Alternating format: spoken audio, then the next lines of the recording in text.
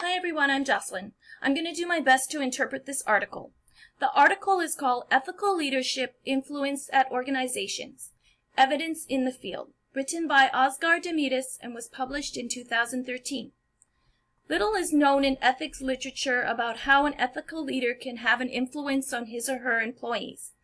This article is a descriptive, predictive, quantitative analysis that aims to see if relationships exist between ethical leadership, organizational justice, ethical ideologies, work engagement, and organizational misbehaviors. Before I go any further, I just want you to become familiar with the terms used in this article. Ethical leadership. An ethical leader will be able to communicate and voice opinions for justice. Ethical leaders can also help to set high ethical standards for themselves and other stakeholders. Organizational justice focuses on the perception of fairness in the workplace. Work engagement, being dedicated, enthusiastic, and inspired by one's work. Organizational misbehavior, any intentional action by a member or organization that defies and violates. And then there's ethical ideologies. There are 4 ethical ideology categories that fall under high and low idealism or relatism. The first is absolutism. If you follow the moral rules, it will yield the best possible outcomes for everyone. Exceptionalism. Use the moral rules as a guide, but it will not always lead you to the best possible outcome for all involved. Situationalism. I want the best possible outcome for all, even if I have to break moral code. Subjectivism.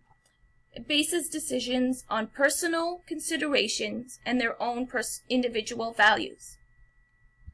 So this study had 5 hypothesis predictions.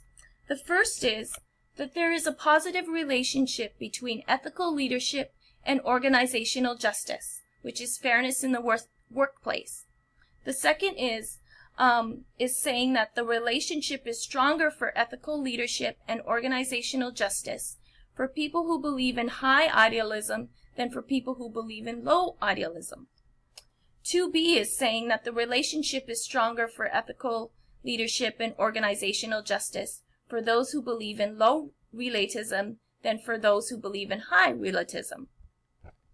And 3A is saying that if you perceive organizational justice, fairness in the workplace, will mediate the relationship between ethical leadership and work engagement. And 3B is saying if you perceive organizational justice, depending on your ethical ideology, what you believe, it will mediate the relationship between ethical leadership and organizational misbehavior.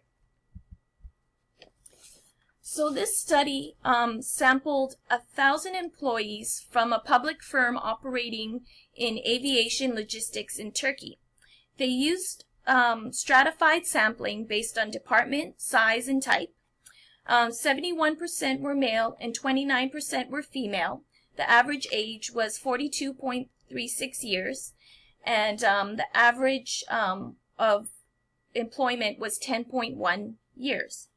The method that they used was a questionnaire using a 5-point Likert scale, asking questions about ethical leadership, organizational justice, work engagement, organizational misbehavior, and ethical ideologies. So what they found out was that they did a statistical analysis to organize the results, and all the hypotheses predictions were statistically significant.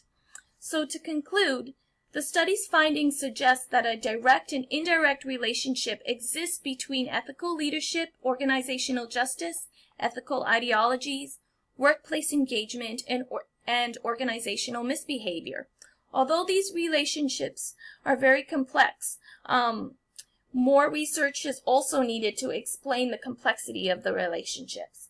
The strength of the study states that it was a large number of full-time employees from different organizational levels that were all involved, and the survey questionnaire was done face-to-face to reduce questionnaires' mistakes.